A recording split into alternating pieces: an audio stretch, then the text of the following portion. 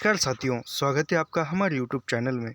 हम देख रहे हैं हिंदी साहित्य का दूसरा इतिहास।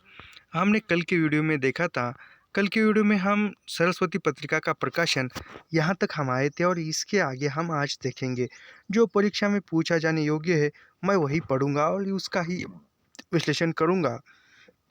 जैसे कि इसमें जो है 1905 में वंगभंग आंदोलन हुआ था। वह अंग्रेजी शासन के विरुद्ध में था और एक क्रांतिकारी असंतोष यानी क्रांतिकारी कदम उठाने का एक वह 1905 में वंगभंग आंदोलन से ही प्रारंभ हुआ था।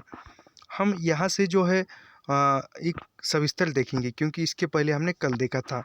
भाषा और साहित्य की उन्नति के लिए इस समय दो संस्थाएं स्थापित हुई, यानी भाषा और साहित्य का प्रसार प्रचार करने के लिए दो संस्थाएं मुख्य रूप से प्रारंभ हुई थी। पहली का नाम जो था वह नागरी परिचालिनी सभा, जो 1893 में स्थापित हुई, और दूसरी जो थी वह थी सरस्वती पत्रिका, जो 1900 में उसकी नींव डाली गई। श्याम सुंदर दास, राम नारायण मिश्र और शिव कुमार सिंह के उद्योग से सभा को स्थापित हुआ। यानी नागरी परिचालिनी सभा स्थापित करने में किस विद्वानों का योगदान है, तो उसमें है श्याम सुंदर दास, राम नारायण मिश्र और शिव कुमार सिंह, यह मुख्य है। सभा द्वारा मूल्यवान हिंदी ग्रंथों का प्रकाशन होने लगा। हस्तलिखित ग्रंथों की खोज में सभा ने जो काम किया वह अविस्मरणीय है। यानी जो नागरी परिचालिनी सभा है वह एक हस्तलिखित जो ग्रंथ थे वह उन हस्तलिखित ग्रंथों की या लिपियों की खोज करना, उन पांडुलिपियों की खोज करना, यह सभा का मूल्यवान काम था। इसके द्वारा नागरी परिचालिनी पत्रिका का प्रकाशन हुआ, जिसमें शोधपरक लेख छपा करते थे। यानी नागरी परिचालिनी सभा जो थी वह नागरी परिचालिनी सभा द्वारा ही नागरी परिचालिनी पत्रिका प्रारंभ हुई और नागरी परिचालिनी पत्रिका में शोधपरक लेख छपा करते थे। सभा ने हिंदी के प्रचार प्रसार के लिए 1910 में हिंदी साहित्य सम्मेलन प्रयाग की स्थापना की। यानी जो नागरी परिचालिनी सभा है, नागरी परिचालिनी सभा के प्रसार प्रचार के लिए 1910 में हिंदी साहित्य सम्मेलन प्रयाग की स्थापना की गई है। इस तरह साहित्य की समृद्धि का काम सभा ने अपने हाथ में लिया और प्रचार का कार्य सम्मेलन को सौंप दिया। यानी जो साहित्य का जो काम है, साहित्य में जो नवनिर्माण है, वह करने का काम नागरी परिचालिनी सभा ने खुद के हाथ में लिया और जो फिर साहित्य का प्रसार प्रचार करने का जो काम था वह साहित्य सम्मेलन की ओर सौंप दिया था।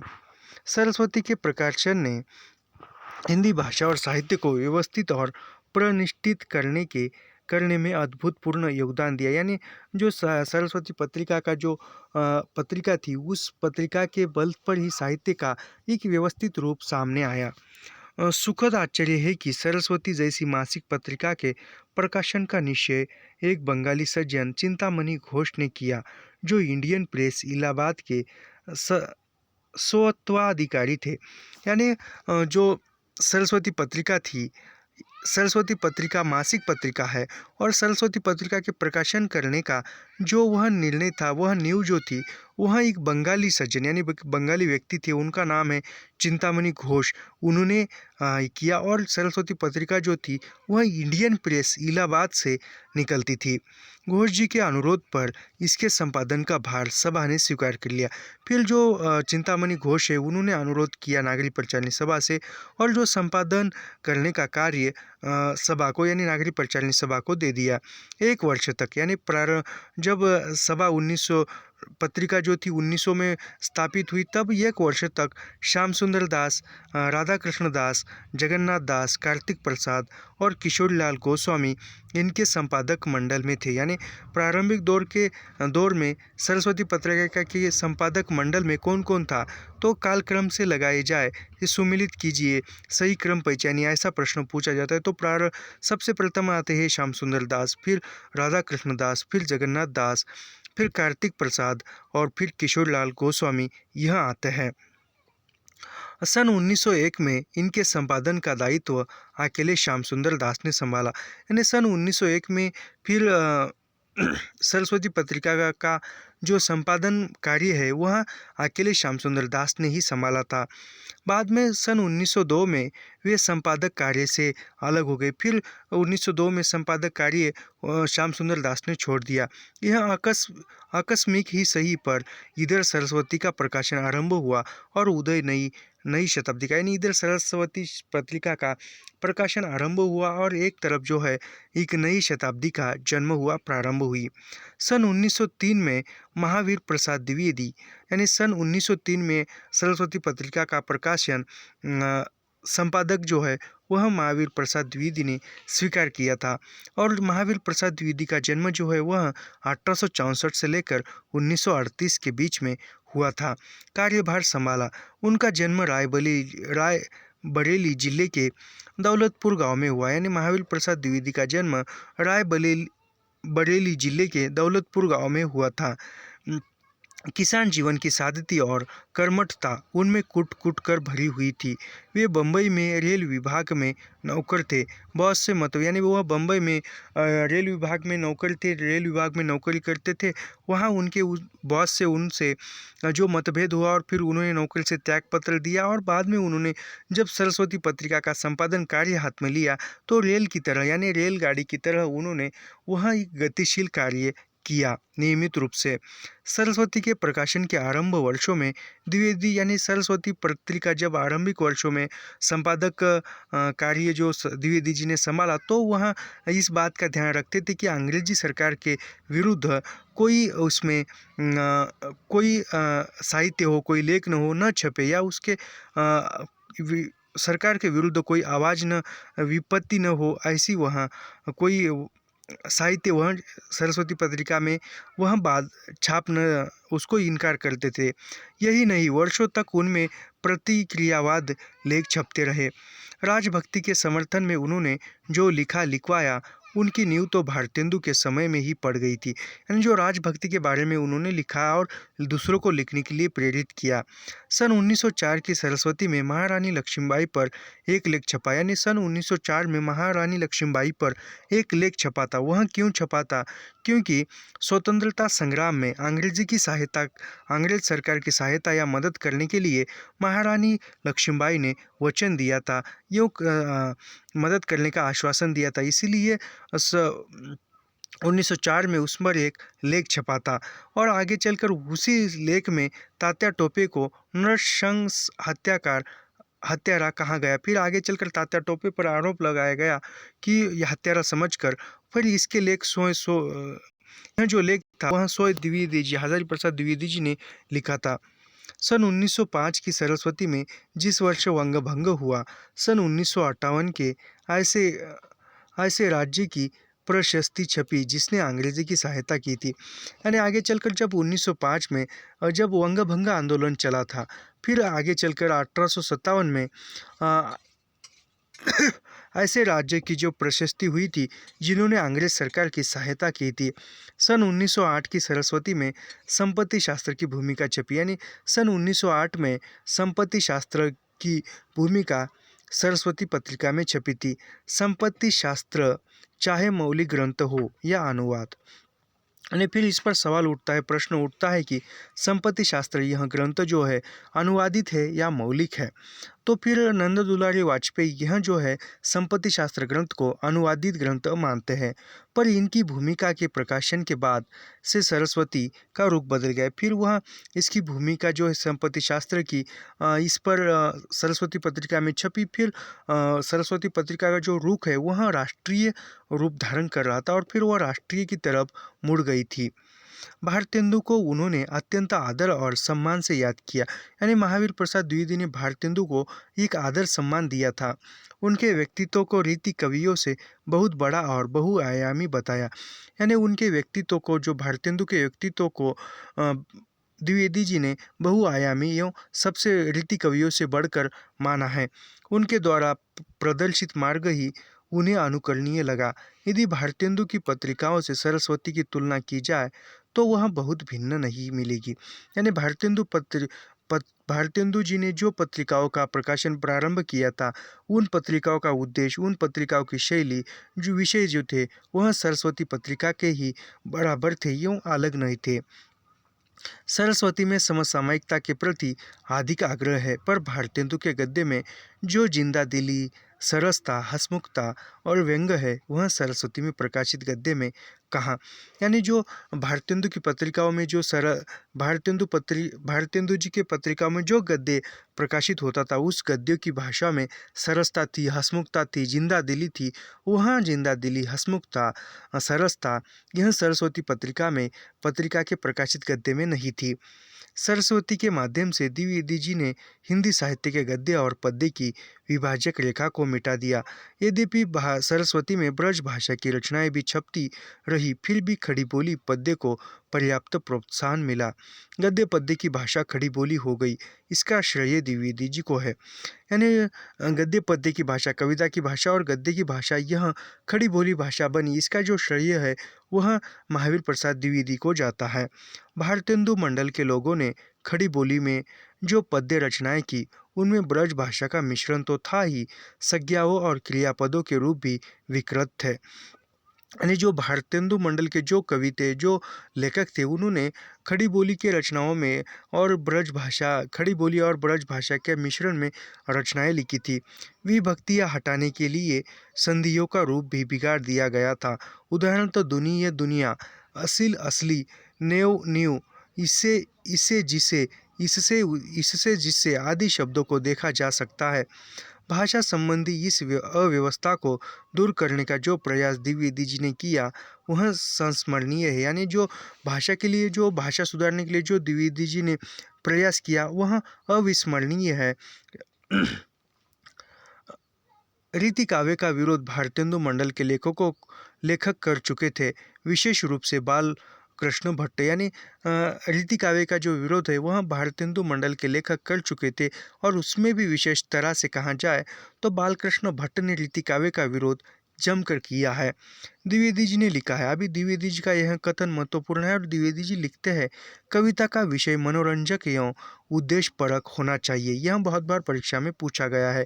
महावीर प्रसाद द्विवेदी जी कहते हैं कि कविता का जो उद्देश्य है वह मनोरंजक एवं उपदेश परक जनक होना चाहिए। यानी कविता मनोरंजन परक होनी चाहिए, और उसके साथ ही कविता का कोई उद्देश्य भी होना चाहिए। यमुना के किनारे केली कौतूहल का अद्भुत वर्णन बहुत हो चुका है। न परकीयों पर प्रबंध लिखने की कोई आवश्यकता है, और न शौकियाओं के गतागत की पहेली बुझाने की। चींटी से लेकर हाथी पर्यंत सभी पर कविता हो सकती है। द्विवेदी जी कहते हैं कि अब मनोरंजन के साथ साथ कविता जो है एक उपदेश पर, यानी जनता को उपदेश देने वाली कविता होनी चाहिए। जो यमुना के किनारे ये जो भी लीलाएं होती थी उसका वर्णन बहुत कुछ हो चुका है। जो प्रबंध लिखने की जो आवश्यकता है वह शौकिया और गतागत भरी हुई है, ऐसा वह। और कविता का विषय आप चींटी से लेकर, यानी निम्न वर्ग से लेकर उच्च वर्ग तक, और उच्च वर्ग से लेकर निम्न वर्ग तक, ऐसे सभी विषयों पर कविता लिखी जा सकती है, ऐसा द्विवेदी जी का कहना था। पर स्वयं द्विवेदी जी की खड़ी बोली की कविताओं में कर्कशता और इतिवृत्तात्मकता है। भाषा में परिनिष्ठित का एक रूपता का अभाव है, किंतु खड़ी बोली की आरंभिक कविताओं के लिए यह दोष सभ्य है। यो अपनी काव्य प्रतिभा के बारे में मोगतले में न थे। उनका गद्य भी भाषा परिष्कार की दृष्टि से महत्वपूर्ण है, न कि गद्य शैली या प्रौढ़ विचारों की अभिव्यक्ति की दृष्टि से। पर साहित्य को वे जनवादी मार्ग की ओर ले गए और इस दिशा में नए नए कवियों को प्रोत्साहित किया। फिर आगे चलकर उन्होंने साहित्य क्षेत्र में नए नए कवियों को, नए नए लेखकों को उन्होंने प्रेरित किया और लिखने के लिए प्रोत्साहित किया। निराला जी ने ठीक ही लिखा। अभी निराला जी ठीक लिखते हैं। बाबू मैथिली शरण जी, श्री स्नेह जी, पंडित रूप नारायण जी, पंडित रामचरित जी उपाध्याय, पंडित लोचन प्रसाद पांडे, ठाकुर श्री गोपाल शरण सिंह जी, बाबू श्री सियाराम शरण गुप्त आदि सुकवियों को द्विवेदी जी ने काफ़ी प्रोत्साहन दिया। अभी जो महाप्राण निराला है, निराला के अनुसार महावीर प्रसाद द्विवेदी ने किन किन कवियों को कविता लिखने के लिए या उन साहित्य लिखने के लिए प्रोत्साहित किया, तो ये वह नाम मैं फिर से पढ़ता हूँ। बाबू मैथिली शरण गुप्त, उसके बाद श्री स्नेही, उसके बाद पंडित रूपनारायण जी पांडे, रूपनारायण जी पांडे और पंडित रामचरित उपाध्याय, पंडित लोचन प्रसाद पांडे, ठाकुर श्री गोपाल शरण सिंह जी, बाबू सियाराम शरण गुप्त, इन कवियों को हजारी प्रसाद द्विवेदी ने कविता लिखने के लिए या साहित्य लिखने के लिए प्रोत्साहित किया, प्रेरणा दी। और ये सब कवि उस काल की सरस्वती की ही स्टाइल के सुकवि बने, यानी सरस्वती पत्रिका में जिस शैली में लेख छपते थे उसी प्रकार वह लिखने के लिए बढ़े। अभी यहाँ जो है, यहाँ से मैथिली शरण गुप्त का परिचय, उनका साहित्य देखते हैं हम। मैथिली शरण गुप्त का जो जन्म है वह 1886 में हुआ है और उनकी मृत्यु 1964 में हुई है। मैथिली शरण गुप्त का जन्म 1886 में हुआ है। मैथिली शरण गुप्त का जन्म 1886 में हुआ है और उनकी मृत्यु 1964 में हुई। गुप्त जी महाप्रसाद द्विवेदी जी की निर्मित थी, यानी गुप्त जी जो लेखक बने वह महावीर प्रसाद द्विवेदी की प्रेरणा से ही बने थे। उनका जन्म चिरगांव झांसी में हुआ था, यानी मैथिली शरण गुप्त का जन्म चिरगांव झांसी में हुआ था। गांव की सरलता, निश्चलता और कर्मठ था कि वे सजीव मूर्ति थे, यानी गांव का जो वातावरण था, गांव का जो सरलता थी, निश्चलता थी, कर्मठ थी, वह उसका एक सजीव चित्रण देखने को मिलता था मैथिली शरण गुप्त में। ठीक आपने काव्य गुरु द्विवेदी जी की तरह, यानी मैथिली शरण गुप्त के काव्य गुरु कौन है, तो महावीर प्रसाद द्विवेदी जी है। द्विवेदी जी में आर्य समाजी मिलिटेसी थी, तो गुप्त जी में वैष्णवी विनम्रता, यानी द्विवेदी जी जो थे, द्विवेदी जी में आर्य समाज का प्रभाव था, तो गुप्त जी में यानी मैथिली शरण गुप्त में वैष्णव धर्म की विनम्रता थी।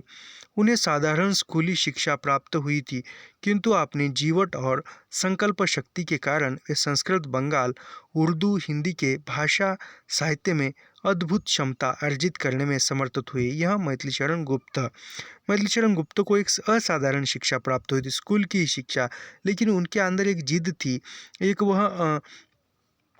एक आगे बढ़ने की चाह थी। उसके आधार पर ही उन्होंने अध्ययन करके संस्कृत, बंगला, उर्दू और यह हिंदी भाषा साहित्य में अद्भुत कार्य किया है। वे धर्म में विशिष्ट द्वैतवादी, विचारों में गांधीवादी और साहित्य में अभिधावादी है। यानी मैथिली शरण गुप्त जो है वह धर्म का यदि विचार करते तो धर्म के बारे में वह विशिष्ट द्वैतवादी थे, और मैथिली शरण गुप्त पर गांधीवाद का प्रभाव था और साहित्य में अभिधावादी थे। दूसरे शब्दों में उनकी काव्य प्रति पुरानी किंतु उस पर रंग नया है, और जो कुछ नया है उसका आधार पुराना है, यानी जो कुछ भी पुराने के आधार पर उन्होंने नया एक सृजन करने का काम किया है। वे काव्य में रस, अनुभव, काव्य गुण, छंद के ठीक निर्वाह के आग्रही है। उनका श्रृंगार रस दाम्पत्य प्रेम की लक्षण रेखा नहीं लांघता, यानी जो दाम्पत्य प्रेम है, दाम्पत्य प्रेम की मर्यादाओं को वह श्रृंगार रस लांघता नहीं, तोड़ता नहीं है। उनके काव्य का लक्ष्य लोकहित, सद्भाव का संचार और ज्ञान का प्रकाश है। उनकी पहली कविता हेमंत 1905 की सरस्वती पत्रिका में प्रकाशित हुई, यानी मैथिली शरण गुप्त की पहली जो कविता थी उसका नाम हेमंत है, जो 1905 में सरस्वती पत्रिका के अंक में प्रकाशित हुई थी। द्विवेदी जी के प्रोत्साहन से उन्होंने 5-6 वर्षों में अनेक पौराणिक ऐतिहासिक कविताएं लिख डाली, यानी फिर आगे चलकर फिर महावीर प्रसाद द्विवेदी की प्रोत्साहन से या महावीर प्रसाद की प्रेरणा से मैथिली शरण गुप्त में 5-6 वर्षों में अनेक पौराणिक विषयों पर, ऐतिहासिक विषयों पर कविता लिख डाली थी। सन 1909 में उनका लघु खंड काव्य रंग में भंग प्रकाशित हुआ, यानी मैथिली शरण गुप्त का पहला खंड काव्य कब प्रकाशित हुआ, तो रंग में भंग नामक 1909 में प्रकाशित हुआ था।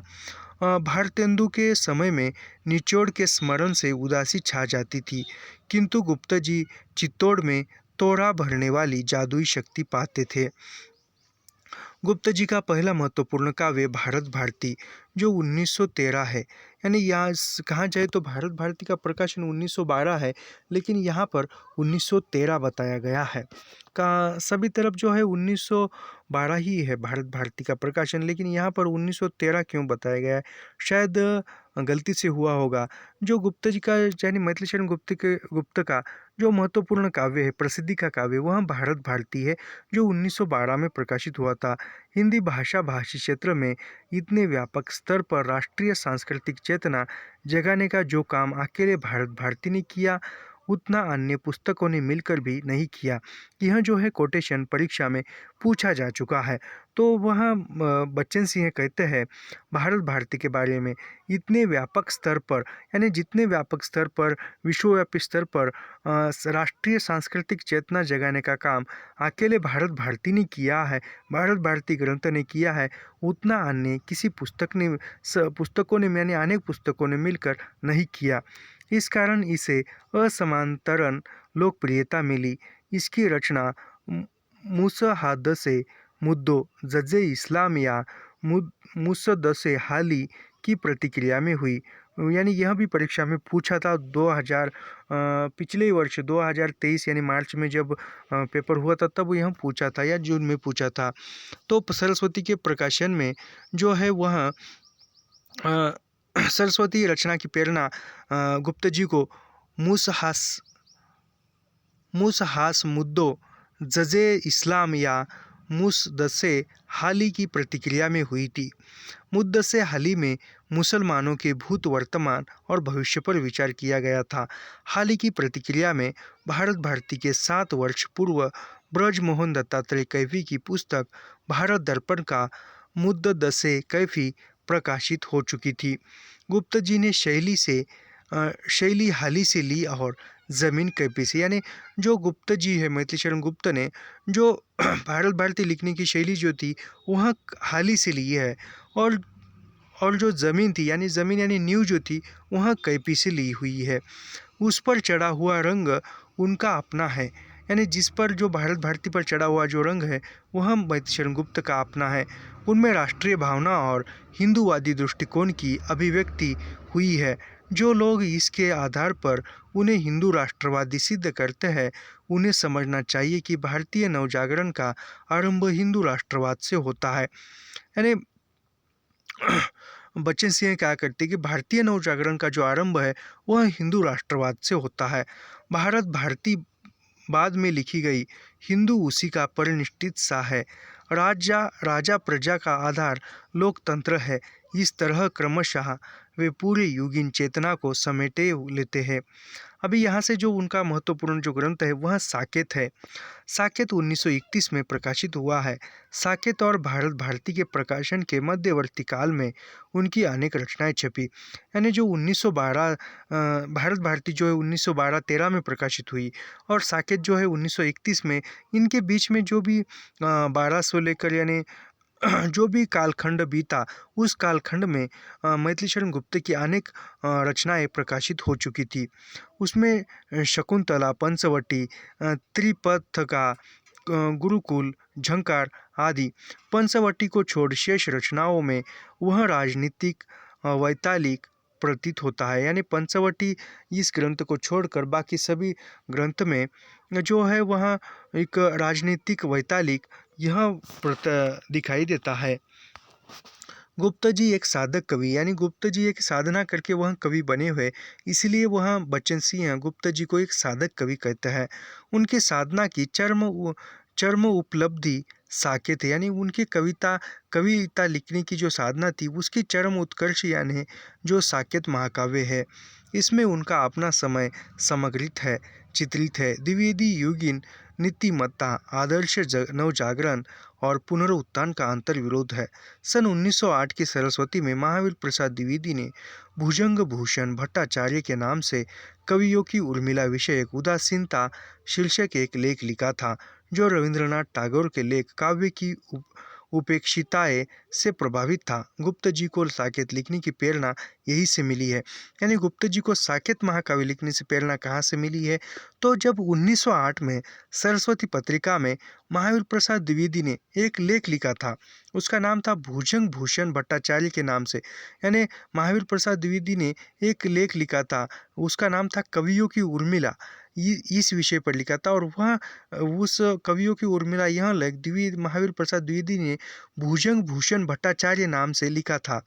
और कवियों की उर्मिला विषय उदासीनता यह लेख लिखा था और शीर्षक एक लेख लिखा था, जो फिर बाद में रविंद्रनाथ टैगोर के लेख काव्य की उपेक्षाएं, फिर बाद में काव्य की उपेक्षाएं यह छपा। फिर इन दोनों लेखों से प्रभावित होकर मैथिली शरण गुप्त ने साकेत महाकाव्य की रचना की है। प्रेरणा मिली गुप्त जी को। साकेत में गुप्त जी ने पारंपरिक प्रबंध काव्य की रूप पद्धति को तोड़ा है। प्रबुद्ध पाठक की दृष्टि रूपात्मक अंतराय पर पड़ती है। आखिर इस प्रकार के अंतराय की क्या आवश्यकता थी? यानी साकेत महाकाव्य लिखते हुए मैथिली शरण गुप्त ने जो पुरानी जो परिपाटी थी, जो रूप पद्धति थी, उसको तोड़ा है, उसको खंडित किया है। और जो प्रबुद्ध पाठक की दृष्टि थी, यानी पाठक की दृष्टि में अन्य अंतराय पर पड़ती है, यानी पाठक की दृष्टि में अंतर आता हुआ दिखाई देता है। आखिर इस प्रकार के अंतराय की क्या, यानी इस प्रकार का अंतर, यानी इस प्रकार का बदलाव होने की क्या आवश्यकता थी? कत्ते की वह कौन सी मांग थी कि गुप्त जी ने प्रबंध काव्य का एक नया रूप खड़ा कर दिया? इतिहास की वे कौन सी नीतिमूलक स्थितियाँ थी जिसने पारंपरिक रूप को नए ढंग से वित्तता किया? इस समय तक नारी के संबंध में दृष्टिकोण बदल गया था। नारी की तरफ देखने का दृष्टिकोण भी बदल गया था। केवल उर्मिला की उपेक्षित नहीं थी, बल्कि नारी जाति का मात्र उपेक्षित, यानी केवल उर्मिला ही उपेक्षित नहीं थी, उर्मिला के द्वारा समस्त नारी जाति का यहाँ पर उपेक्षित थी। इसके साथ ही वे साकेत की संस्कृति को, आंचल विशेष की संस्कृति को देश की संस्कृति से जोड़ना चाहते हैं। यानी जो साकेत की संस्कृति को, जो आंचल यानी किसी एक विशिष्ट स्थान की संस्कृति को पूरे देश की संस्कृति के साथ जोड़ना चाहते थे। इस प्रबंध का काव्य का नायक साकेत है। उर्मिला से साकेत अभिन्न है, यानी साकेत यानी जो अयोध्या का जो प्रदेश है वह है, और वह प्रबंध जो है उर्मिला साकेत अभिन्न यानी अलग अलग नहीं है। यदि इसका नाम उर्मिला रखा गया होता तो इसके रूप विन्यास में अंतराय की आवश्यकता न होती। कवि उर्मिला को साकेत के नर नारियों, नदी कछारों, प्रातः दोपहर, संध्या रात्रि, लोक बाण की चर्चाओं और समस्याओं से जोड़ना चाहता है। मैथिली शरण गुप्त जो है वह उर्मिला के माध्यम से जो साकेत यानी अयोध्या का जो स्थान है, अयोध्या के साकेत उर्मिला के माध्यम से वहाँ के जनमानस को चित्रित करना चाहते हैं। साथ ही वहाँ की नदी कछारों, दोपहर पर यानी सभी पहरों का, सभी दिन का, लोक बाग की चर्चाओं, समस्याओं को वह जोड़ना चाहते हैं। साकेत उर्मिला की सीमा थी जिसका विस्तार चित्रकूट तक था, यानी साकेत यानी जो अयोध्या था वह उसकी सीमा थी, यानी उर्मिला की सीमा थी और उसका विस्तार चित्रकूट तक ही जाता था। अक्सर रूप को विशेष पर राम को वापस ले आने के लिए साकेत का सारा समाज चित्रकूट में था। यानी राम जो है वनवास को लिए गए थे और वो वनवास से वापस आए, इसके लिए वो सारा जो समाज था, सारी जो जनता थी वह चित्रकूट में उपस्थित होकर बता रही थी। रामचरितमानस में चित्रकूट की घटना अयोध्या कांड में ही रखी गई है। यानी रामचरितमानस में चित्रकूट की सभा किस कांड में रखी गई है? तो अयोध्या कांड में रखी गई है। साकेत आरंभ से लेकर 8वें सर्ग तक चित्रकूट सभा तक एक एक क्रमबद्ध कथा लेकर चलता है। साकेत महाकाव्य में आरंभ से लेकर, यानी साकेत काव्य में शुरू से लेकर 8वें सर्ग तक चित्रकूट सभा का ही क्रम से लेकर चित्रण किया है। बाहरी भरकम नवा सर्ग उर्मिला के वियोग वर्णन को समर्पित है। यानी जो साकेत महाकाव्य का जो नवम सर्ग है या नवा सर्ग है, 9 नंबर का जो खंड है, सर्ग है, वह खंड उर्मिला के योग वर्णन को समर्पित है। यानी नवम सर्ग में या नवे सर्ग में, साकेत के नवे सर्ग में उर्मिला के वियोग वर्णन से भरा हुआ है। 10वें सर्ग में उर्मिला सरयू को संबोधित करती है, यानी 10वें सर्ग में जो है उर्मिला जो है वह सरयू को संबोधित करती है। प्रवहमान सरयू से अपने जन्म से स्वयंवर तक के कथा प्रवाह को वह फ्लैशबैक स्मृति संचार यानी वह फ्लैशबैक में सुनाती है। वे निवेदित करती है 11वें सर्ग में हनुमान शत्रुघ्न से दंड कारण्य से लक्ष्मण शक्ति लगने तक की कथा का वर्णन करते हैं। यानी जो है वह 9वें सर्ग में जो उसके उर्मिला जो है अपने पति लक्ष्मण से बिछड़ी थी उसका विरह वर्णन है। और फिर 10वें सर्ग में वह सरयू को संबोधित करती है और फिर आगे चलकर कथा पर आगे बढ़ती है, फ्लैशबैक में चली जाती है। और फिर बाद में 11वें सर्ग में हनुमान जो है वह शत्रु से दंड कार्य से फिर लक्ष्मण को शक्ति लगने का समाचार जो संदेश मिलता है। और फिर व्याकुलता। और फिर 12वें सर्ग में साकेत निवासी युद्ध की तैयारी करते थे। यानी फिर 12वें सर्ग में जो है लंका पर युद्ध करने के लिए साकेत के पूरे निवासी राम के साथ तैयार हो जाते हैं, युद्ध की तैयारी करने लगते हैं। वशिष्ठ द्वारा दिव्य दृष्टि पाकर वे राम रावण युद्ध देखते हैं। यानी राम रावण युद्ध की दूरदृष्टि का चित्रण, युद्ध का सजीव चित्रण उर्मिला तथा अन्य जनजीवन को कौन सुनाता था? तो वशिष्ठ सुनाता था, क्योंकि वशिष्ठ को दूरदृष्टि थी। राम का अयोध्या आगमन होता है और उर्मिला लक्ष्मण मिलन होता है। फिर राम जो है वह 14 वर्ष का वनवास समाप्त करने के बाद अयोध्या में आते हैं और फिर उर्मिला जो है लक्ष्मण अपने पति से मिलती है। पूरी संरचना में नाट्य विधान का सहारा लिया गया है। साकेत के रंगमंच पर कुछ घटनाएं घटित होती है, उनका अभिनय होता है। कुछ घटनाएं सूच्य है भंचन अयोध्या कांड तक की घटनाओं का होता है। यानी मंचन जो है अयोध्या कांड तक, यानी साकेत महाकाव्य का यदि मंचन करना है तो अयोध्या कांड तक उनका मंचन हो सकता है। रामायणी कथा के शेष घटनाएं सूक्ष्म सूच्य रूप में कही गई है। कार्य व्यापार से भरी हुई अनेक घटनाओं के सूच्य हो जाने से साकेत का रंगमंच बहुत कुछ सुना हो जाता है। फिर भी रूपबंध का परिवर्तन बदलाव का नया संकेत देता है। नंद दुलारे लाल वाजपेयी का कहना है। अभी नंद दुलारे वाजपेयी कहते हैं साकेत के बारे में, साकेत में महाकाव्य संबंधी नया आदर्श और प्रतिमान स्थिर करने का प्रयत्न जानबूझकर भले ही न किया गया हो, परंतु महाकाव्य विषयक क्रमागत व्यवस्था और परिपाटी से यह अनजाने से ही इतना दूर चला गया है कि आधुनिक युग का नया साहित्यिक परिवर्तन उससे स्वभावतः अपने विकास की प्रारंभिक कड़ी मानकर चलता है। यानी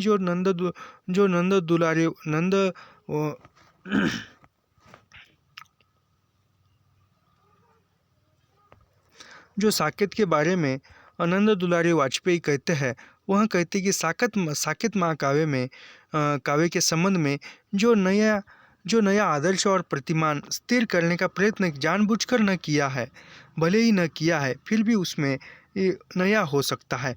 परंतु जो महाकाव्य के विषय में जो क्रमागत व्यवस्था और परिपाटी है, यह अनजाने ही इतना दूर, यानी अनजाने से दूर चला गया है। आधुनिक युग का नया साहित्य जो है इस काव्य की तरफ देखकर परिवर्तित बदल सकता है। साकेत के प्रकाशन के पूर्व वे माइकल मधुसूदन दत्त के मेघनाद वध का अनुवाद कर चुके थे। यानी मैथिलीशरण गुप्त ने जो साकेत महाकाव्य लिखने से पूर्व उन्होंने माइकल मधुसूदन दत्त का जो काव्य था मेघनाद वध, उसका उन्होंने अनुवाद किया था। मेघनाद वध में रावण धर्मनिरपेक्ष व्यक्ति है, राम नहीं है। यानी मेघनाद वध में रावण जो है वह धर्मनिरपेक्ष है, राम नहीं है। वे नॉन सेक्युलर है। रावण विज्ञान और टेक्नोलॉजी से परिचित है। यानी किस मेघनाद वध ग्रंथ में रावण जो है वह विज्ञानवादी है, टेक्नोलॉजी से यानी तंत्रज्ञान से परिचित है।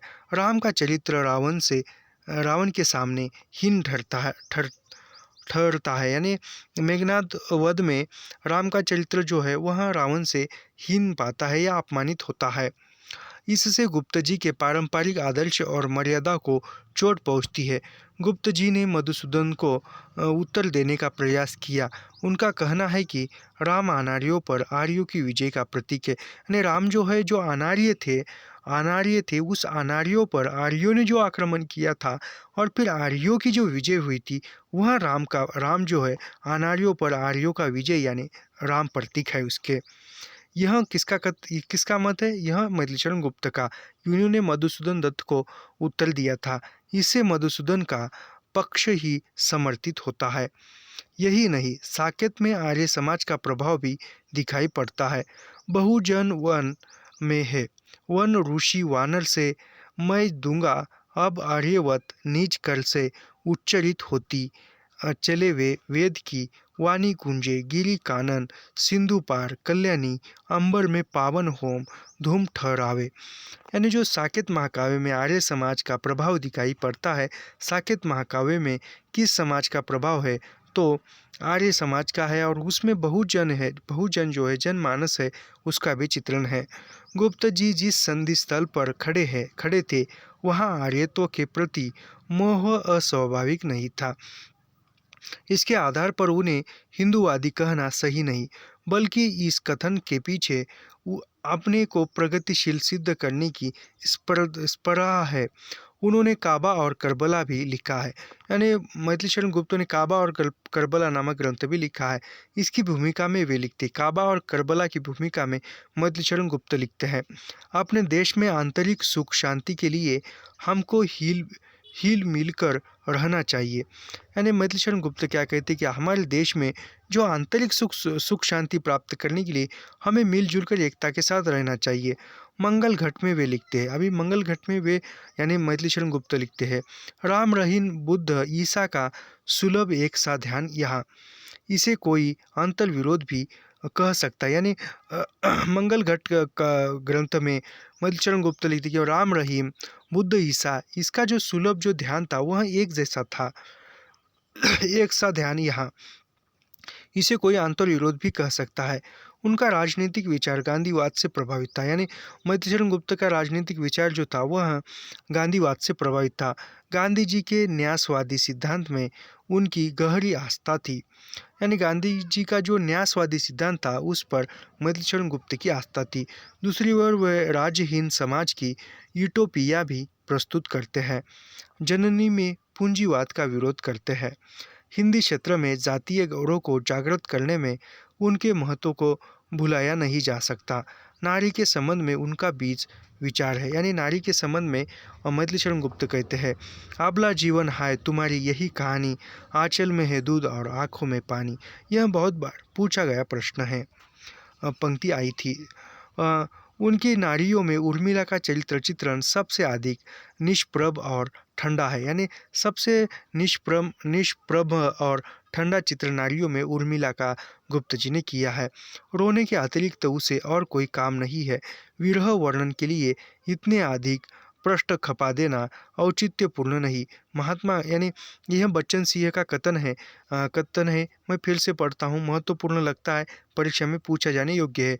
उनकी नारियों में उर्मिला का चरित्र चित्रण सबसे अधिक निष्प्रभ और ठंडा है। रोने के अतिरिक्त उसे और कोई काम नहीं है। विरह वर्णन के लिए इतने अधिक पृष्ठ खपा देना औचित्यपूर्ण नहीं, यानी केवल उर्मिला का विरह वर्णन लिखने के लिए इतने अधिक पृष्ठ का दुरुपयोग करना नहीं चाहिए था, ऐसा कहना था। महात्मा गांधी ने भी कहा था कि उर्मिला को इतना अधिक न रुलाया जाता तो अच्छा था, यानी फिर महात्मा गांधी भी कहते हैं कि मैथिलीशरण गुप्त को उर्मिला को इतना अधिक न यानी इतनी मार्मिकता के साथ चित्रित न किया होता तो अच्छा था। अगला जो उनका ग्रंथ है मैथिलीशरण गुप्त का, वह यशोधरा है। यशोधरा अपने चिंतन और त्याग के कारण अधिक गरिमामय हो उठती है। विष्णु प्रिया की निःश्रांत अत्यंत मार्मिक और करुणापूर्ण है। जहाँ तहाँ नारी की विद्रोह वाणी भी सुनाई पड़ती है, किंतु उससे तेजस्विता नहीं। ये सारी नारियाँ पारिवारिक मर्यादाओं के भीतर सब कुछ सहती है, यानी जिन नारियों का मैथिलीशरण गुप्त ने वर्णन किया है वह नारियाँ अपने पारिवारिक यानी अपने परिवार की मर्यादाओं में रहकर अपनी जो कुछ भी समस्या है वह सहती थी, झेलती थी। विष्णु प्रिया कहती है, यानी फिर विष्णु प्रिया ग्रंथ में विष्णु प्रिया कहती है, सहने के लिए बनी है सह तू दुखिया नारी, यानी नारी जो है वह केवल सहने के लिए बनी है और वह सहती ही जाएगी। सहने के लिए बनी है सह तू दुखिया नारी, यानी नारी का जीवन केवल सहने के लिए, समस्या सहने के लिए बनी है, इसलिए तू सहनी कर नारी। वास्तविकता तो यह है कि जिन नारियों का उन्होंने चुनाव किया है उन्हें पारंपरिक मर्यादा के भीतर रहना ही है। उन्होंने अपने को कौटुंबिक कवि मात्र कहा है, यानी मैथिली शरण गुप्त ने खुद को कौटुंबिक कवि कहा है। दलित नारियों की ओर से गुप्त जी पुरुष वर्ग से सहानुभूति की भीख नहीं मांगते, बल्कि पुरुष को विगलित कर देने वाली करुणा की दृष्टि करते हैं। गुप्त जी ने खंड काव्य, निबंध काव्य, चंपू काव्य, मुक्तक गीत आदि लिखे। यानी गुप्त जी ने कौन कौन से साहित्य लिखा है, कौन कौन सी विधाओं में लिखा है, तो मैथिली शरण गुप्त ने खंड काव्य लिखे हैं, निबंध काव्य लिखा है, चंपू काव्य लिखा है, मुक्तक लिखे हैं, गीत लिखे हैं। किंतु इसके लिए वे महत्वपूर्ण नहीं है। वे भारतीय संस्कृति और समसामयिक यथार्थ के ब्रह्मार्थ निरूपक कवि है। यानी मैथिली शरण गुप्त जो है किसके लिए महत्वपूर्ण है? वे भारतीय संस्कृति और समसामयिक यथार्थ के बाह्यार्थ निरूपक कवि है। वे सतह की गहराई में नहीं जाते, कदाचित जा भी नहीं सकते। यह उनके युग के साथ उनकी शक्ति की भी सीमा थी। उस विनयशील कवि के मन में स्पर्धा का भाव भी नहीं था, यानी प्रतियोगिता करते हुए या मेरी रचना अन्य कवि से अच्छा हो, ऐसी उसमें प्रतियोगिता नहीं थी। आज जो है थोड़ी तबीयत खराब है तो गले में दर्द है। जिस प्रकार उनके गुरु ने हिंदी गद्य की भाषा का बहिष्कार किया, यानी उनके गुरु यानी जो महावीर प्रसाद द्विवेदी जी थे, वह गुरु महावीर प्रसाद द्विवेदी ने हिंदी गद्य की भाषा का बहिष्कार किया, उसी तरह उन्होंने खड़ी बोली पद्य की प्रकृति को सुरक्षित रखते हुए उनकी भाषा को संस्कार दिया। यानी फिर उनके गुरु यानी जो द्विवेदी जी ने जो खड़ी बोली गद्य को बहिष्कृत किया, उसी प्रकार खड़ी बोली पद्य की प्रकृति को सुरक्षित रखने का काम मैथिली शरण गुप्त ने किया है। द्विवेदी जी के संरक्षण में उन्होंने एक शैली निर्मित की जिसे सरस्वती शैली कहा जाता है। यानी द्विवेदी जी के संरक्षण में मैथिली शरण गुप्त ने एक और शैली निर्मित की, उसको सरस्वती शैली कहा जाता है। अब यहाँ से जो दूसरे कवि है वह प्रारंभ होते हैं। उनका नाम है अयोध्या सिंह उपाध्याय हरिऔंध। हरिऔंध का जो जन्म है वह 1865 में होता है और उनकी मृत्यु 1941 में होती है। हरिऔंध का जन्म आजमगढ़ के निजामाबाद कस्बे में हुआ था। यानी जो हरिऔंध का जो जन्म है वह आजमगढ़ के निजामाबाद कस्बे में हुआ था। तेलंगाना में भी एक निजामाबाद आता है और यहाँ पर है तेलंगाना में भी एक ज़िला है निज़ामाबाद, लेकिन वो नहीं है। यह आजमगढ़ के भूमि से एक कस्बा है यानी गांव है निज़ामाबाद में हरिऔंध का जन्म हुआ था। वे काशी हिंदू विश्वविद्यालय के हिंदी विभाग में अवैतनिक अध्यापक भी थे। यानी काशी हिंदू विश्वविद्यालय के हिंदी विभाग के अवर्तनिक अध्यापक हरिऔंध जी थे। उनके लेखन का आरंभ 19वीं शताब्दी के अंत में हो चुका था। यानी 19वीं शताब्दी के आरंभ में हरि अयोध्या सिंह उपाध्याय इनका लेखन कार्य प्रारंभ हुआ था, पर अधिकांश रचनाएं 19वीं शताब्दी के पूर्वार्ध में लिखी गई। यानी सबसे अधिक जो रचनाएं हैं वह 19वीं शताब्दी के पूर्वार्ध में लिखी गई थी। उनका प्रिय प्रवास 1914 प्रबंध काव्य उनकी कृति का आधार स्तंभ है। यानी हरिऔंध उपाध्याय यानी अयोध्या सिंह उपाध्याय हरिऔंध इनके प्रसिद्धि का या कृति का काव्य यदि है तो प्रिय प्रवास जो कि 1914 में प्रकाशित हुआ और वह प्रबंध काव्य हरिऔंध के कृति का आधार स्तंभ रहा है। इसके अतिरिक्त उनके अन्य उल्लेख ग्रंथ है। यानी प्रिय प्रवास को छोड़कर भी उन्होंने अनेक ग्रंथ लिखे हैं। जो भी प्रिय प्रवास का जो विषय है वह हम बाद में देखेंगे। चौखे चौपदे, चुपते चौपदे, वैदेही वनवास, रस कलश, यह उनके ग्रंथ है। प्रिय प्रवास, चौखे चौपदे, चुपते चौपदे, वैदेही वनवास, रस कलश, यह हरिऔंध के ग्रंथ है। प्रिय प्रवास में कृष्ण के गोकुल से मथुरा जाने पर ब्रजवासी गोपियों और राधा की विरहानुभूति वर्णित है। संस्कृत के वर्णव्रत और कोमलकांत पदावली में लिखा गया प्रिय प्रवास खड़ी बोली का प्रथम महाकाव्य माना जाता है। यानी संस्कृत के वर्णव्रत और कोमलकांत पदावली में लिखा गया प्रिय प्रवास जो है प्रिय प्रवास खड़ी बोली हिंदी का प्रथम महाकाव्य माना जाता है और है। शुक्ल जी इसमें प्रेम की अनेक अंतर्दशाओं की व्यंजना तो मानते हैं, किंतु कथा की क्षीणता या घटनाओं के अभाव के कारण इसे महाकाव्य क्या अच्छा प्रबंध काव्य भी नहीं मानते। यानी रामचंद्र शुक्ल जी जो है उसको महाकाव्य भी नहीं मानते और अच्छा प्रबंध काव्य भी नहीं मानते। किस लिए नहीं मानते? शुक्ल जी से प्रेम की अनेक अंतर्दशाओं यानी प्रेम की जो अंतर्दशाओं की जो व्यंजना हुई है, किंतु कथा की जो क्षीणता है उसके कथा की घटनाओं के अभाव से वह प्रिय प्रवास को महाकाव्य और प्रबंध काव्य नहीं मानते हैं। विरह निवेदन के हल्के ताने बाने से बुने हुए प्रबंधत्व को अस्वीकार नहीं किया जा सकता। सबसे संस्कृत प्रबंध विद्वान की स्थापित रूढ़ियाँ टूटी है। आगे चलकर इसका विकास साकेत और कामायनी में देखा जा सकता है।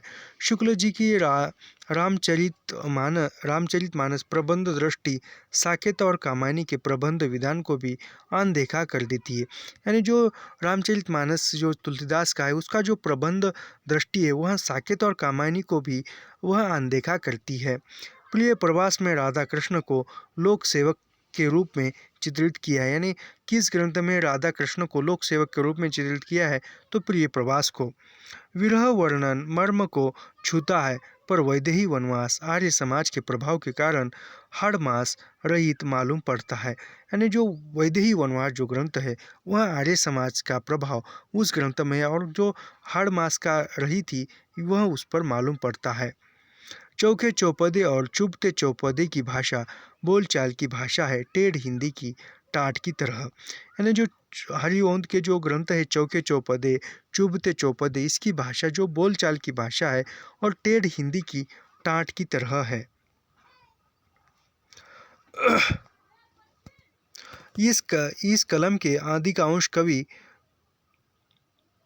अभी सरस्वती कलम के कवि यानी सरस्वती कलम के कवि यानी जो सरस्वती पत्रिका के लिए लिखते थे वह कवि। इस कलम के अधिकांश कवि ब्रज भाषा में कविता लिखते थे। वे खड़ी बोली में लिखने लगे, यानी फिर ब्रज भाषा में कविता लिखने लगे थे और फिर वह खड़ी बोली में भी लिखने लगे। उनकी खड़ी बोली कविता पर महावीर प्रसाद द्विवेदी की छाप देखी जा सकती है। यानी जो सरस्वती पत्रिका के लिए जो कलम के कवि थे उन कवियों में महावीर प्रसाद द्विवेदी का प्रभाव देखने को मिलता है। खड़ी बोली कविता की पक्षधरता की छाप इसमें बहुतों से द्विवेदी जी ने खड़ी बोली की कविता लिखवाई और कुछ लोगों ने स्वयं अपनी प्रेरणा से लिखी। यानी इन लोगों में इन कवियों को महावीर प्रसाद द्विवेदी ने खड़ी बोली की कविता लिखने के लिए प्रेरित किया, प्रोत्साहित किया और कुछ लोगों ने स्वयं लिखा है, स्वयं से खुद से प्रेरित होकर लिखा है। इस कलम के कवियों में मैथिलीशरण गुप्त, नाथुराम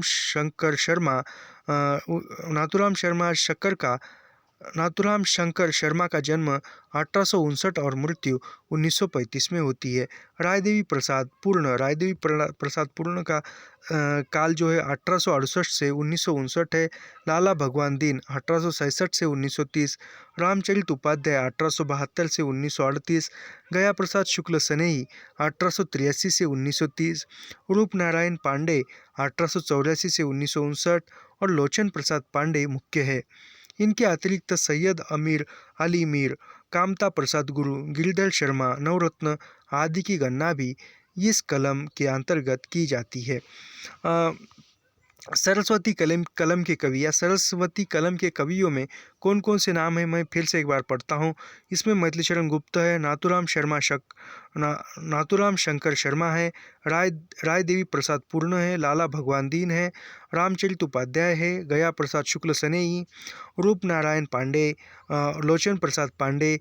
इसको छोड़कर भी सैयद आमिर अली मीर है, कामता प्रसाद गुरु, गिरिधर शर्मा, नवरत्न यह है। शक्कर पूर्ण और सनेही का कार्यक्षेत्र कानपुर था। जो शंकर है यानी नाथुराम शर्मा शक्कर है, जो राय देवी प्रसाद पूर्ण है, जो गया प्रसाद शुक्ल सनेही है, इनका कार्यक्षेत्र कानपुर था। तीनों की खड़ी बोली की कविताओं में सामायिक भाषाओं का समावेश हुआ है। शंकर और सनेही ने खड़ी बोली कविता को प्रवाहपूर्ण और सरस बनाया है। शंकर यानी जो नाथुराम शर्मा शंकर और स्नेही जो है उन्होंने खड़ी बोली कविता को एक प्रवाहपूर्ण रूप और सरस रूप में बनाया है। शंकर की भाषा में ग्रियर्सन खड़ी बोली कविता के सौंदर्य की संभावनाएं देखता है। नवीन उस पर मुग्ध है। रामचरित उपाध्याय आपने रामचरित चिंतामणि के कारण प्रसिद्ध है। लोचन प्रसाद पांडे की भाषा इतनी वर्णनात्मक है तो विषय उपदेश प्रधान। ठीक इसके विपरीत रूपनारायण पांडे की भाषा में कोमलता और कांतता है। लाला भगवान दीन आचार्य कवि है, कवि से अधिक टीकाकार, यानी लाला भगवान दीन जो है वह कवि भी है और कवि आचार्य है, और आचार्य है, कवि है, और उससे बढ़कर वह टीकाकार सबसे अधिक है। अब यहाँ से ब्रज भाषा काव्य देखते हैं। इस समय ब्रज भाषा काव्य परंपरा को छोड़कर प्राय सभी कवि खड़ी बोली की बहती गंगा में हाथ धो रहे हैं, पर जगन्नाथ दास रत्नाकर और सत्यनारायण कविरत्न ने ब्रज भाषा में लिखने का ऐसा दृढ़ संकल्प ले रखा था कि उन्हें लोकप्रियता का कोई प्रलोभन अपने लक्ष्य से डिगा नहीं सकता था। यानी एक तरफ जो खड़ी बोली काव्य का उत्कर्ष हो रहा था, सभी लोग जो है कवि जो है खड़ी बोली में कविता लिख रहे थे, ब्रज भाषा काव्य परंपरा को छोड़ने की बात हो रही थी, छोड़ चुका था और वह खड़ी बोली में ही कविता लिख रहे थे। लेकिन इस समय में जो है जगन्नाथ दास रत्नाकर और सत्यनारायण कविरत्न इन्होंने खड़ी बोली को छोड़कर ब्रज भाषा में ही कविता लिखना प्रारंभ रखा था। कविरत्न ने तो ब्रज में समसामयिक विषयों पर कलम चलाई। अभी जो जगन्नाथ दास कविरत्न थे, जगन्नाथ दास रत्नाकर थे, उन्होंने ब्रज भाषा में समसामयिक विषयों पर लिखा है। ब्रज भाषा में समसामयिक विषयों पर किस कवि ने लिखा है? तो जगन्नाथ दास रत्नाकर ने लिखा है। रत्नाकर ने वह भी नहीं किया, वे ब्रजी की क्लासिकल परंपरा में ही निम्न गो यानी वह क्लासिकल परंपरा में ही मग्न थे। अभी यहाँ पर उनका परिचय वो देखते हैं। जगन्नाथ दास रत्नाकर जगन्नाथ दास रत्नाकर का जन्म 1866 में होता है और उनकी मृत्यु 1932 में होती है। रत्नाकर उस काशी में पैदा हुए थे जहाँ से भारतेंदु हरिश्चंद्र ने आधुनिक जीवन बोध का शंख घोष किया था। यानी जिस स्थान से भारतेंदु हरिश्चंद्र ने आधुनिक युग की ओर कदम बढ़ाया था, उसी शहर में, उसी स्थान पर जगन्नाथ दास रत्नाकर जन्मे थे। रत्नाकर ने उनकी अनुगूंज सुनी थी। खड़ी बोली में उनके 2 छंद है जिसमें भारत के गौरव का गान है। यानी जगन्नाथ दास रत्नाकर ने खड़ी बोली में 2 छंद लिखे हैं, उसमें भारत के गौरव का गान है। भारत प्रताप भानु उच्च उदयाचल से कोहरा कुबुद्धि का चीर स्थिर हटाता है। स्पष्ट है कि उस घोष को सुनकर भी उन्होंने उसे अनसुना कर दिया और ब्रज भाषा काव्य का ऐसा गौरवपूर्ण प्रसाद निर्माण किया कि खड़ी बोली कविता के पक्षधर भी उनके सौंदर्य की एक झलक पा लेना चाहते हैं।